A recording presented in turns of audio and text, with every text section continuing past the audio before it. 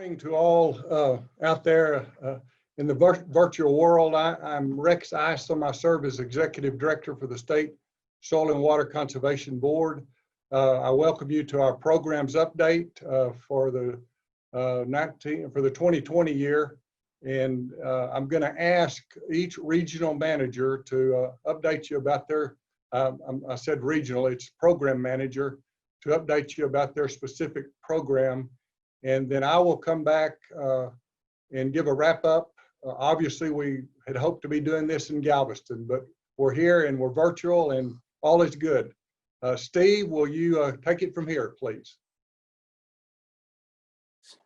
I'm Steve Bednars, and I manage our agency flood control programs, and we have had a busy year. For the 2021 biennium, $17.1 million of general revenue funds were appropriated to the agency for operation, maintenance, repair, and rehabilitation of dams. Additionally, the legislature appropriated a supplemental amount of $150 million for the agency to assist sponsors with dam repair and rehabilitation. These supplemental funds from the Economic Stabilization Fund, or ESF, became available immediately and must be obligated in contracts and agreements by June 5th of 2021.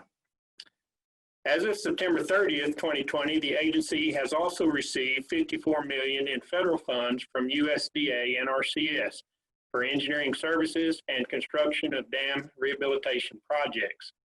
Currently, we estimate statewide operation and maintenance needs at approximately $12 million. Another $135 million is needed to repair 182 dams. And rehabilitation or upgrade of more than 500 dams is needed to meet high hazard safety criteria, which would cost another $2 billion. During the previous legislative session, Senate Bill 8 directed the agency to prepare and adopt a plan describing the repair and maintenance needs of flood control dams. The plan was created and approved by the State Board on May 21, 2020, and delivered to the Texas Water Development Board in June of 2020. The State Board approved $4.9 million for O&M for fiscal year 20, and most of those funds have been spent.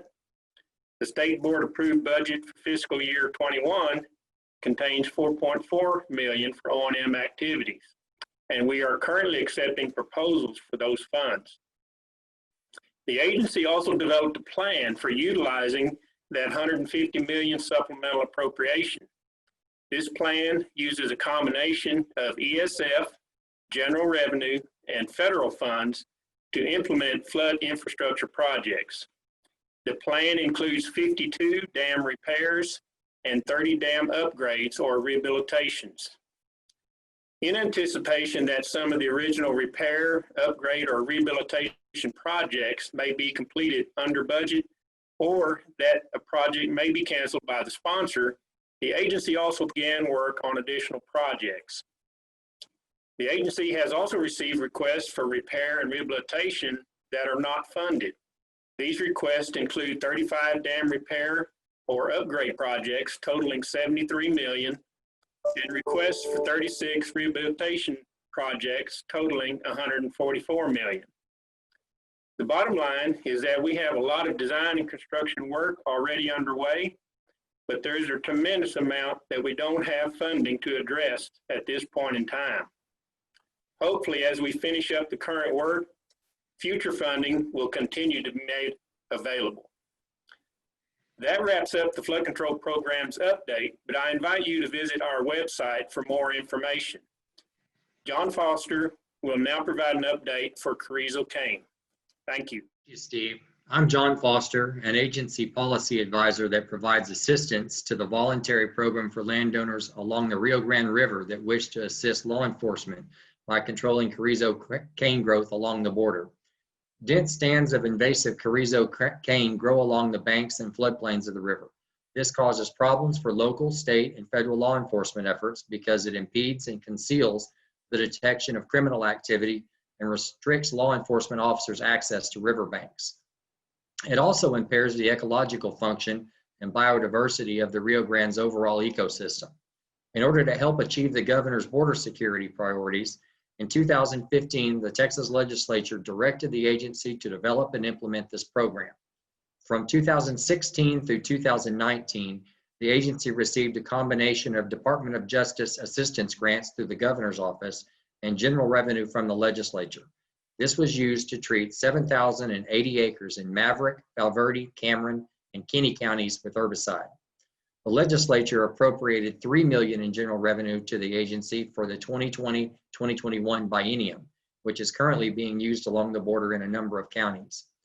In fiscal year 2020, we treated 6,047 acres, bringing the grand total for the entire history of the program to more than 13,000 acres. We are currently working with the local districts along the border to identify additional participants and carry out treatment during this current fiscal year. Additionally, we've recently been in contact with landowners in Cameron and Hidalgo counties that have expressed concerns about potential erosion problems that may result from cane treatment. We are also conducting inspections on areas treated in 2016 and 2017 to determine the effectiveness of previous work. We continue to stay in close contact with the Texas Department of Public Safety and the U.S. Customs and Border Patrol to communicate on priority areas and program activities. That concludes our update on this program, so I'll pass things along to Lee Munns. My name is Lee Munns, and I manage the Water Quality Management Plan program and coordinate activities for our regional offices. This program is the agency's most traditional voluntary conservation program that includes both technical and financial assistance. In spite of the challenge presented by the pandemic, we have managed to maintain efficiency and meet the goals in both numbers of plan certifieds and amount of cost share assistance administered as incentives during the year 2020. Our 6 regional offices and poultry program staff worked with 71 of the 216 local soil and water conservation districts to receive 242 planning requests. This resulted in 161 developed and certified plans covering more than 82,000 total acres. This brings the total number of plans considered actively certified by the agency to more than 11,000, covering approximately 4.8 million total acres across the state. The remaining 81 requests will be processed during fiscal year 2021. The load reduction model we conduct on each of the 161 new plans indicates that these plans will reduce the amount of nitrogen by 87,000 pounds, phosphorus by 640,000 pounds, and sediment by 8,700 tons from running off into the nearest receiving waters when fully implemented. Additionally, the agency provided more than $1.7 million toward the state's share of 145 applications for cost share assistance to serve as an incentive for participating in the program.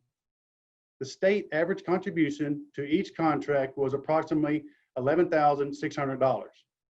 The agency's regional offices and local districts also investigated all 11 water quality management plan complaints received during the year and conducted 332 status reviews on previously certified plans. Our program also certified or revised 78 plans on poultry operations, conducted 157 status reviews on poultry plans, and 91 inspections on the largest poultry operations that meet the definition for confined animal feeding operations. The state board recently approved $1.9 million of cost share assistance for fiscal year 2021, which is currently available. And we are actively accepting requests for water quality management plan and cost share applications for new plans for this fiscal year. Interested parties should work through their local soil and water conservation district or their appropriate regional office for more information on the program. I will now turn things over to TJ Helton. I'm TJ Helton, and I manage our agency activities related to the Texas NonPoint Source Management Program. This program is the state's comprehensive strategy to protect and restore waters impacted by non-point source pollution, and we focus our efforts on water quality issues resulting from agricultural and silvicultural. This program addresses issues on a statewide, regional, and watershed scale, as opposed to the individual farm scale, which is what the Water Quality Management Plan program focuses on. We use both federal and state funding to award grants to partner entities for activities such as water quality monitoring, watershed planning, demonstration, education, implementation of conservation practices, and research from time to time. All of these grant activities are in support of the overall Texas Non-Point Source Management Plan, which is approved every 5 years by the State Board, the Texas Commission on Environmental Quality, the Governor, and the Environmental Protection Agency.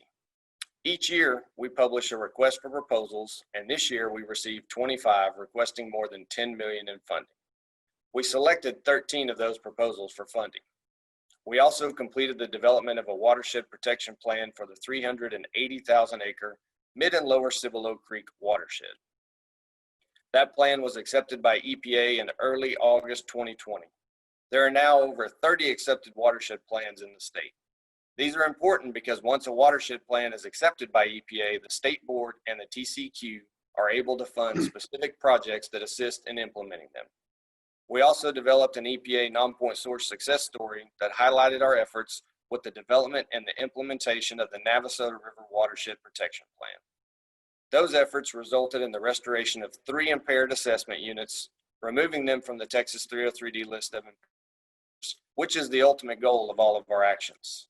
Restoring impaired waters helps to prevent regulatory actions by other agencies.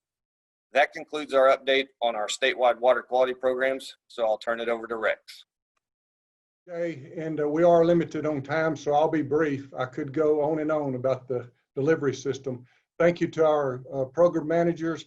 Thank you to all of our staff and the approach that they've taken during our coronavirus time of our life. So thank you to all. Thank you to the district directors, to our local soil and water conservation districts. You provide the backbone to this program.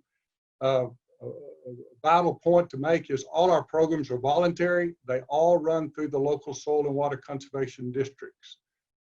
You provide the wisdom that we need that's at the local level. Thank you to the NRCS for their technical expertise. Thank you to our district clerks and all district personnel. So go the district clerks, so go the districts.